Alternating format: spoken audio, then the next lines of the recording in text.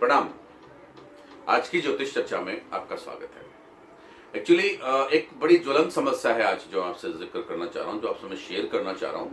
मैं आपको सबसे पहले ये बता दूं कि मेरे एस्ट्रोलॉजिकल जो भी टिप्स होते हैं उनको मैं बिल्कुल हमारे समाज में जो चीजें उपलब्ध हैं उन्हीं चीजों को लेकर ही मैं आपकी समस्याओं का समाधान देता हूँ। समाज में उपलब्ध का मतलब मैं बताऊं, अगर मेरे शरीर में कैल्शियम की कमी हो गई है, राइट। शरीर में जब कैल्शियम की कमी हो गई है, मैं डॉक्टर साहब के पास जाता हूँ। डॉक्टर साहब कहेंगे कि सर आप जो है दूध पीजिए, आप पनीर खाइए, आप मतलब कुछ भी इस तरह से सब वाइट चीज़ों को खाने के लिए कहेंगे। कारण क्या है, वाइट ही क्यों खाने को कहेंगे मुझे? क्योंकि व्हाइट ही कैल्शियम होता है। इसका मतलब क्या हुआ, कैल्शियम से हमारी हड्डियां बनती हैं और हड्डियों का रिलेशन जो है वो व्हाइट कलर का होता है। तो दूध, दही, पनीर या इत्यादि जो चीजें हैं वो सब की सब व्हाइट कलर की होती हैं, सफेद रंग की होती हैं। तो आज की जिस ज्वलंत समस्या की मैं बात कर रहा हूं, आज की प्रॉब्लम है बच्चों की शादियां नहीं होती हैं। गर्ल्स हायर एजुकेटेड हो गई हैं, बॉयज हायर एजुकेटेड हो गए हैं, लेकिन उनकी मैरिज को लेके हम लोग पेरेंट्स बहुत परेशान हैं। बच्चों की शादियां नहीं हो पा रही हैं।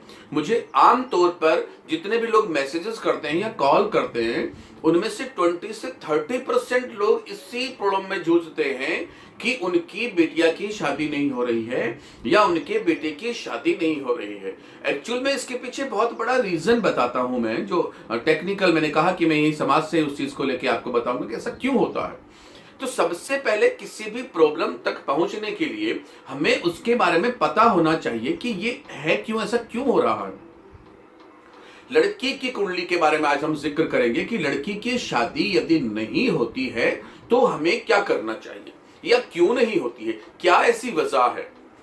घर बहुत अच्छा है, परिवार वाले बहुत अच्छे हैं, सक्षम हैं कि वो कितने भी बड़े लेवल की शादी कर सकते हैं, या नहीं भी सक्षम है तो भी अपने लेवल पे बहुत कुछ कर सकते हैं। लड़का आता है, देख के चला जाता है, लड़के वाले को देखते हैं, लड़की रिजेक्ट कर देती है। इस तरह की बहुत सारी प्रॉब्लम्स आती हैं। तो ऐसा क्यों होता है, सबसे पहले मैं जिसकी बात कर रहा हूं उससे आप जानने की कोशिश करिए।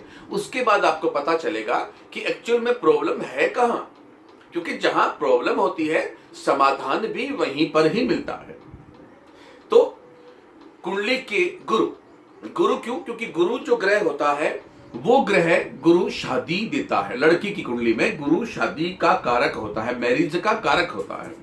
अब जो कारक ग्रह है वो ग्रह शादी के साथ साथ विद्या देने का भी ग्रह होता है, राइट। तो सबसे पहले फर्ज करिए, समझिए कि एक लड़की है जिसकी उम्र 22 साल 25 साल के आसपास हो गई है और उसकी शादी के लिए पेरेंट्स बड़े परेशान हो रहे हैं कि क्या करें, शादी नहीं हो रही, लड़का देख रहे हैं, क्या कर रहे हैं। और जहां तक बात आती है, मैं पूछता हूं सब लड़की क्या करती है, कि लड़की तो अभी जो है पीजी कर रही है, लड़की अभी डॉक्टरेट कर रही है, लड़की अभी अपना आगे हायर क्वालिफिकेशंस कर रही है। यही सबसे बड़ी प्रॉब्लम है, क्योंकि गुरु एक चीज देगा आपको एक बार में। ऐसा नहीं है कि एक बार में वाइड करके हमें बहुत सारी चीजें गुरु, बिकॉज गुरु का काम क्या है? गुरु का काम लड़की की कुंडली में पति यानी सुख देना है, संतान का सुख देना है, पति का सुख देना है, और वही गुरु कुंडली में विद्या का भी सुख दे रहा है।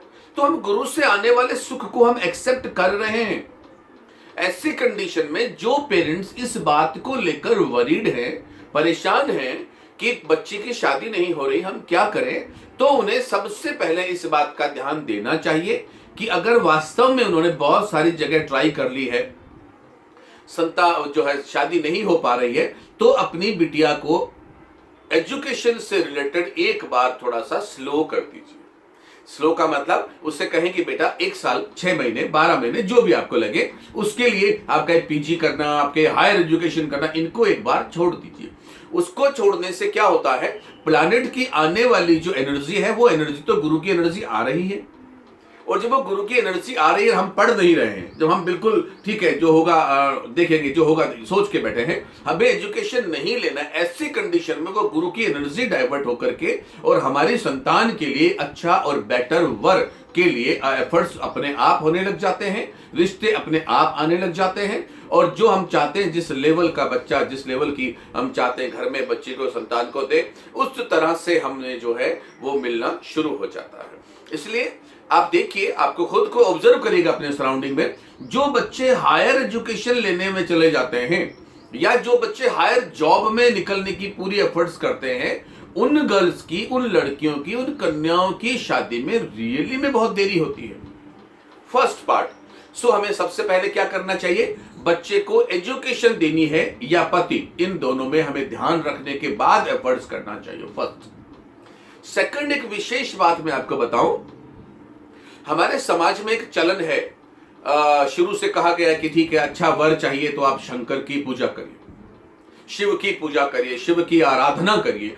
गर्ल्स हमेशा शिव को पूजती रहती हैं, शंकर को पूजती रहती हैं, उनका हर सोमवार जाना, 16 सोमवार करना, बहुत सारे ट्रेडिशनल चीजें गर्ल्स को फॉलो करवाई जाती हैं कि तू ये कर ले अच्छा पति मिलेगा, ये कर ले अच्छा, लाइक उनके मन में बचपन से यही होता है, क्योंकि अपनी माँ को, नानी को, दादी को देखती है कि उन्होंने शिव की पूजा की थी। एक्चुअल में ये गलत है कि सही है, इस चीज को हमें जानना बहुत जरूरी है। शिव की आराधना मैं गलत नहीं मानता हूं, आराधना बहुत जरूरी है, लेकिन हम जिस रूप की पूजा कर रहे हैं, रूप का मतलब कन्या शिव मंदिर में गई, मंदिर में जाकर शिवलिंग के ऊपर उन्होंने जल समर्पित कर दिया, ओम नमः शिवाय, ओम नमः शिवाय बोल दिया, जल समर्पित कर दिया। अब आप इस चीज को देखिए कि जिस शिव की हमने पूजा करी वो शिव स्टेबल है, स्थिर है, वो अपने ध्यान में मग्न है, ध्यान में लीन है, वो अपने कर्म में लीन है।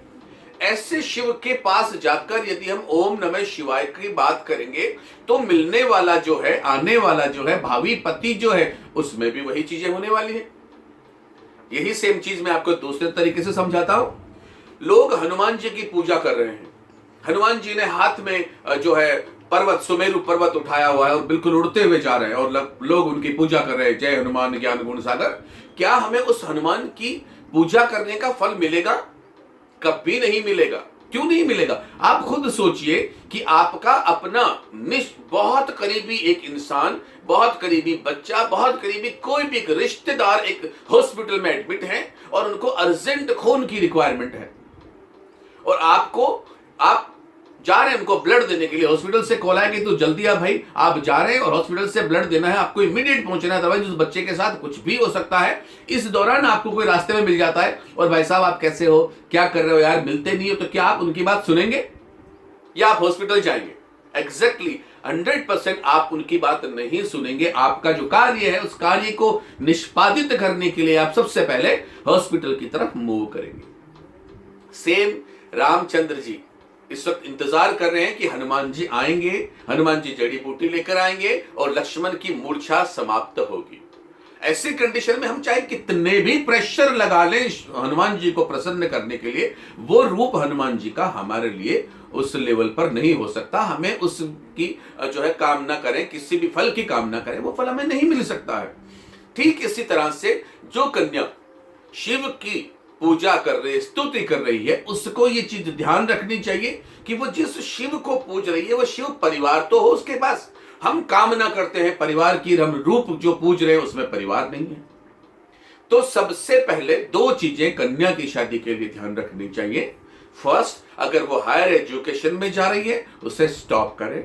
सेकंड, अगर वो शिव आराधना कर रही हैं तो आराधना करें, गलत नहीं है, लेकिन आराधना करने में शिव का पूरा परिवार जिस जगह पर उपलब्ध हो उस जगह पर जाकर उसकी आराधना शिव की जो है करनी चाहिए। बहुत छोटा छोटा ये टोटके हैं एक्चुअल में जो हमारे समाज में ही हैं, हम इनको समझ सकते हैं, जान सकते हैं, देख सकते हैं।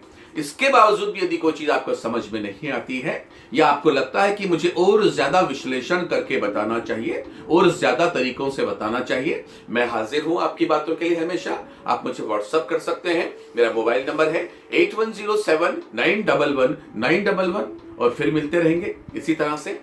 प्रणाम।